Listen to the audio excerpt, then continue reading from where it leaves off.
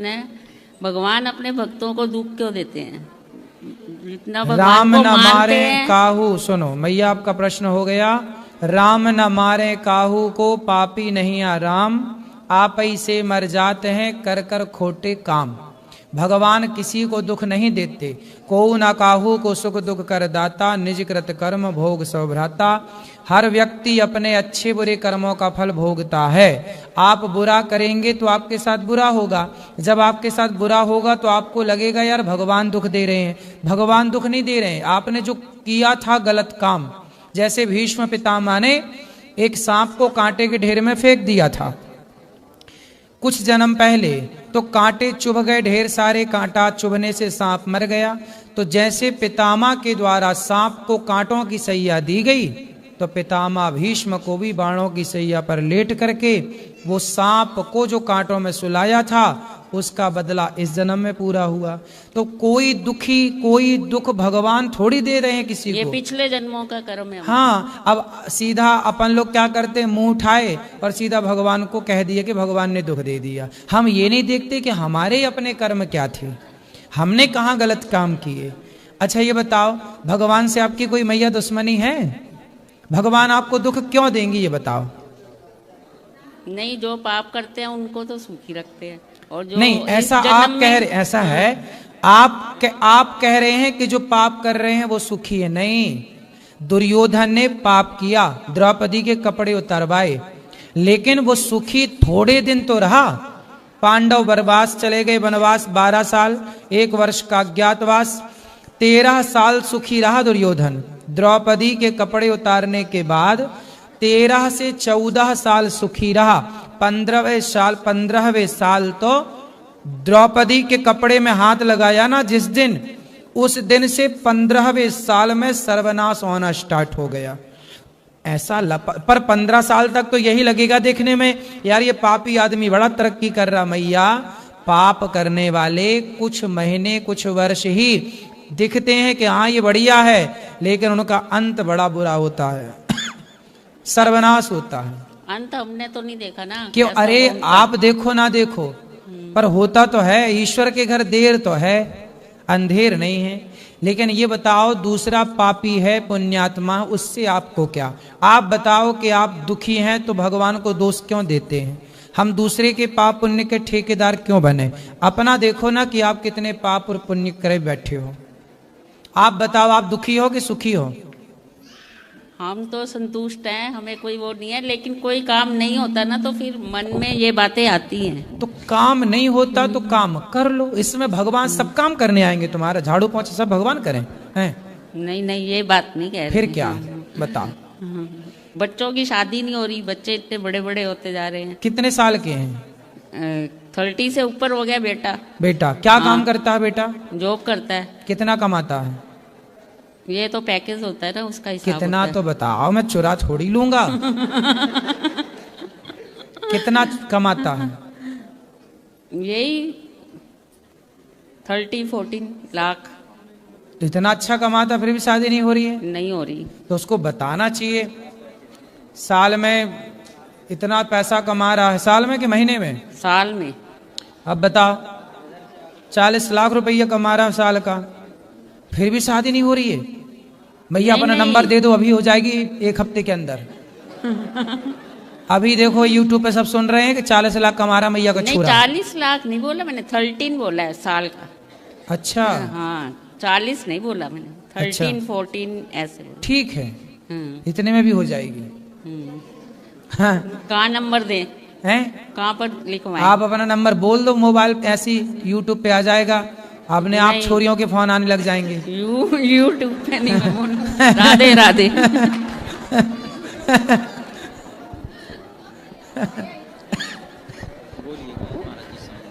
हो जाएगी मैया शादी, चिंता ना करो। बेटे से बोलना पीपल की पूजा करें। गुरुजी राधे राधे जी। गुरुजी, मैं 3-4 दिनों से यहाँ ही हूँ आपके आश्रम में। मुझे बहुत अच्छा लगा गुरुजी, मेरा यहाँ जाने से मन नहीं कर रहा। क्यों? मुझे आपके पास रहना है। घर में काम कराती होगी माँ? तो काम से बचने के लिए यहाँ रहना चाहती हो?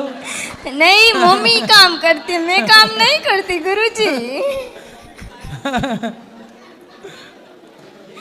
सब काम मम्मी करते हैं, मैं कुछ काम नहीं करती। बट मुझे अब बहुत अच्छा लग रहा है आपके पास।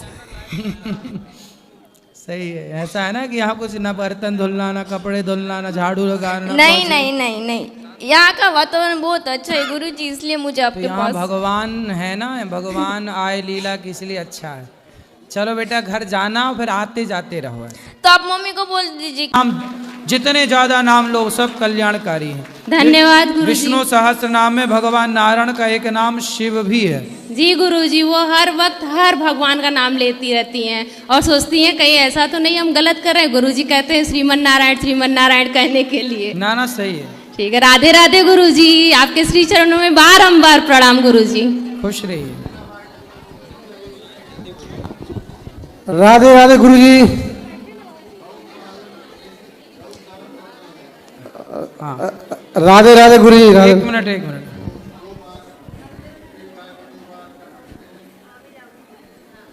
अभी अंदर मिलना मेरे से, अंदर बात करना, अभी अंदर बैठेंगे। राधे राधे गुरुजी। जी आपके चरणों में हाथ जोड़ के प्रणाम।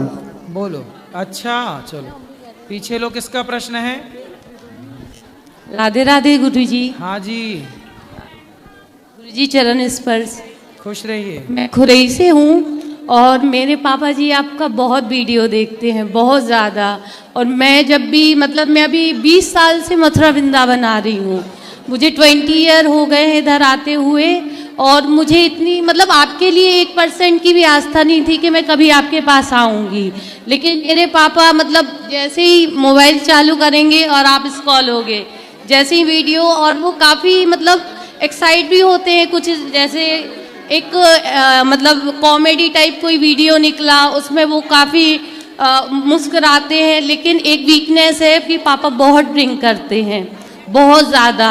लेकिन वो गुरुजी छोड़ भी देते हैं, जैसे उन्हें एक आदत नहीं है जैसे लोगों को रहती है कि ड्रिंक की आदत है। लेकिन वो 2-2, 3-3 महीने काफ़ी छोड़ दे, और अभी वृंदावन आते रहते हैं तो छोड़ देते हैं। पर समस्या नहीं समझ में आती कि गुरुजी क्या है। लेकिन मैं काफ़ी दिन से सोच रही थी कि मैं आपसे उन्हें पर्सनली मिलवाऊंगी। मेरा मतलब ये था कि अब मैं आपके पास आऊंगी। और आज मैं पहली बार, मेरी दीदी लोग हैं जो अजमेर से हैं, वो मुझे लेके आई। तो मैंने कहा अगर मेरे पास माइक आया तो मैं गुरुजी से बोलूँगी कि प्लीज़ एक बार आप मेरे पापा से मिलिए। ले आइएगा, बात करेंगे उनसे। जी अगर गुरुजी अभी आए हैं? अभी नहीं आए हैं, लेकिन मैं आज सोच रही हूँ अगर वो मतलब अगली बार ले आइएगा। जी, और आपने गौरी गोपाल आश्रम का दर्शन किया? नहीं किया, मैं पहली बार आ रही। मेरे मन में 1% आस्था नहीं थी। लेकिन पापा आपको देखते तो मुझे लगता मैं गुरुजी को पर्सनली पापा के पास खड़े होके बात कराऊंगी। उनको ले आना, और यहाँ जो वृद्ध माताएं रहती हैं उनका दर्शन करना। जी जी अखंड जो रसोई चलती है सबका दर्शन अपनी आंखों से कीजिए। जी, मैं ब्राह्मण हूँ पंडित जी, और मैं पूजा पाठ बहुत करती हूँ। आज मेरे साथ एक इंसिडेंट, बहुत बड़ा इंसिडेंट हुआ। मैं यमुना विहार वो स्नान करने गई थी, और पता नहीं अचानक से क्या हुआ महाराज जी, मैं और मेरी फ्रेंड मतलब बीच में ही मतलब ज़्यादा आगे साइड नहीं थी, बिल्कुल बीच में। लेकिन कुछ ऐसा हुआ जैसे किसी ने खींच लिया हो, मतलब इतने गले तक पानी आया महाराज जी। और मेरा भाई दौड़ते हुए आ रहा, मंदिर में जा रहा था शंकर जी को जल चढ़ाने, वो पूरा छोड़ छाड़ के आया और उसने हम दोनों को पकड़ा। मतलब और फिर ऐसा लगा जैसे यमुना मैया ने वापस भेज दिया हो, कुछ समझ में ही नहीं आया महाराज जी। ठीक है, तैरना नहीं आता? स्विमिंग नहीं आती? स्विमिंग नहीं आती महाराज तो जी। पर गहरे में काहे जाती नहीं हो? तो गहरे में नहीं गई थी मैं, मतलब बिल्कुल आगे ही थी। लेकिन वो अजीब सा इंसिडेंट हुआ हम लोग के साथ। ठीक है, फिर भी जब तैरना, या तो तैरना सीखो जी। तैरना आपको सबको बताऊं, सबको स्विमिंग आनी ही चाहिए, सबको तैरना आना ही चाहिए, ये बहुत आवश्यक है। महाराज जी जैसे पापा जी। राधे राधे गुरुजी। जी गुरुजी मेरे को ना गुस्सा बहुत आता है, ऐसा क्यों? गुस्सा आपको आता है, बताएं हम? नहीं, छोटी छोटी चीज़ों पे आ जाता है। जैसे किसी ने कुछ बोला है और मेरे को गुस्सा बहुत तेज आता है, फिर उसे कंट्रोल कैसे करना चाहिए? गुस्से को कंट्रोल करना चाहिए। जब आपको गुस्सा आए तो आप अपनी उंगली उठाओ, एक उंगली उठाओ, उठाओ ना, इसे यहाँ रखो, चुप रहा करो। जब गुस्से में व्यक्ति चुप रहता है तो गुस्सा कभी उसका कुछ बिगाड़ ही नहीं सकता। गुस्से में जब आप कुछ बोलते हैं तब बिगड़ता है, इसलिए चुप रहा जाए तो बिगड़ेगा ही नहीं। ठीक है? ठीक है, राधे राधे। खुश रहिए। गुरुजी मेरे बच्चे नहीं आ रहे थे, आज सबको लेके आई हूँ। तीनों बच्चों को आते नहीं थे, वो बोलते थे नहीं कहता हो तो हम नहीं जानते, लेकिन आज मैं जबरदस्ती लेके आई हूँ सबको। अच्छा जी, राधे राधे। खुश रहिए, बैठे रहो सब।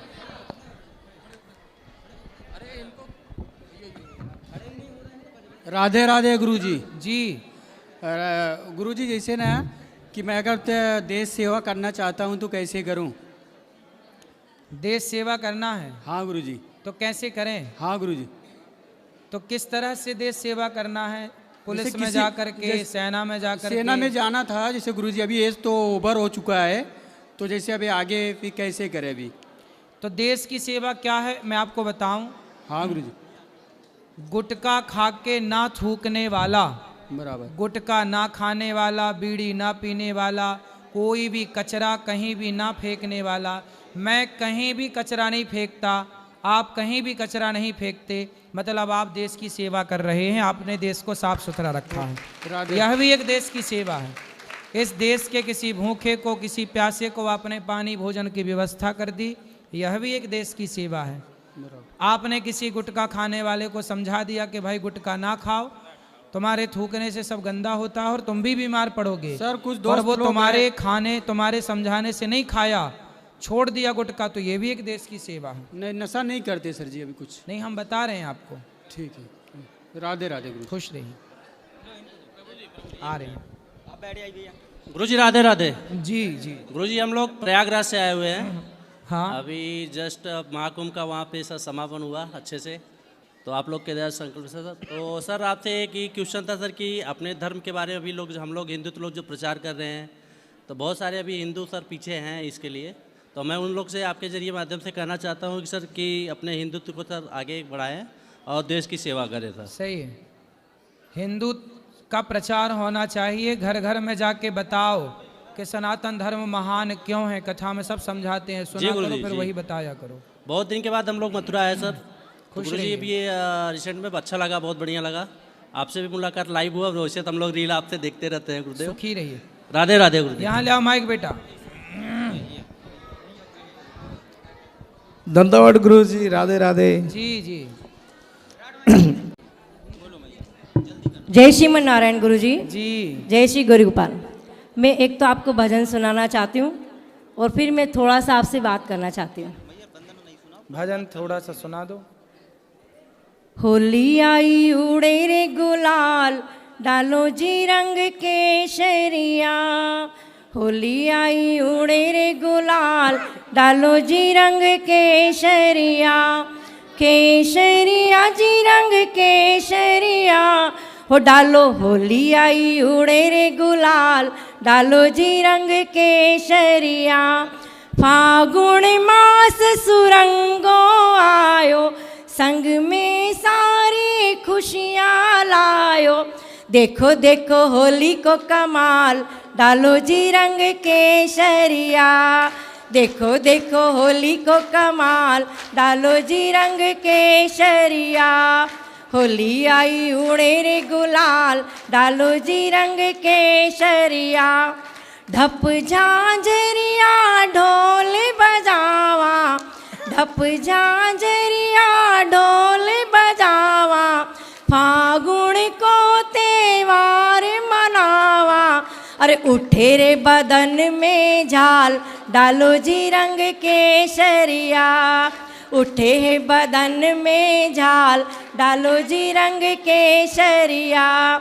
होली आई उड़े रे गुलाल, डालो जी रंग केसरिया।